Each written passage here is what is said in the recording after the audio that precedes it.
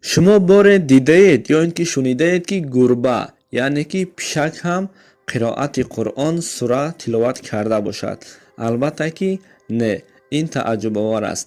Баъзе душманои ислом ҳамин корро ҳам карданд, яъне худашон монтаж кардану ва баъд вақте дар ютуб дохил шудам, як сабтеро дидам ки дар он ҷо пишак тиловати қуръон карда истодааст. Албатта инҳо дурӯғ аст. худ наворо бибинед. ассалому алайкум ва раҳматуллоҳи ва баракатуҳ. Тамошобинони азиз ва ҳаводирони шабакаи Карвони Умр, агар кадоме аз шумо мусулмон бошед, ҳамин наворро то охир гӯш кунед ва бубинед ки душманҳои ислом чӣ корҳо карда истодаанд. Вақте имрӯз субҳ буд, дар ютуб дохил шудам ки як наворро дидам, яъне ки пишак гурба қироати қуръон тиловат карда истодааст, сураи ароайталазиро. ва баъдан он ҷо дохил шудам, дидам ки ҳамин ки худ маълум аст, яъне ки онҳоро монтаж кардаги ҳастанд ва уже аллакай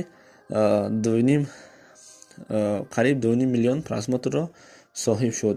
Инҳо ҳама чӣ ҳастанд? Инҳо ҳама бардурӯғ ҳастанд.